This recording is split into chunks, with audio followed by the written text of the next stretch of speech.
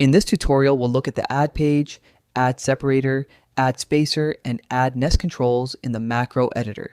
For this example, I have 3 text nodes, 3 merge nodes, a background node, and a media out node. Select the nodes you want to include in your macro. You can drag a selection box around them or hold Control and click each one individually.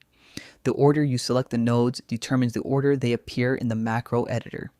That can be important in some projects, but we'll cover that another time. Notice that I haven't selected the media out node.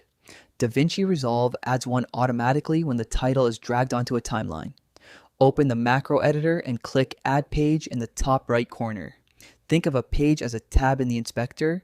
Create 3 pages and rename them Text 1, Text 2, and Text 3. Now let's see what it looks like in the edit page. Choose Save to Edit Template, select Title, switch to the edit page, open the Titles category, find your macro, and drag it onto the timeline.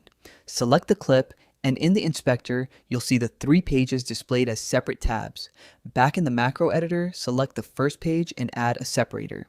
This inserts a horizontal line beneath the existing controls. Add a few controls from merge, one below it. On the second page, add a spacer, then add a few controls from merge 2. On the third page, add a nest, then add some controls from merge 3. Drag those controls into the nest to group them together.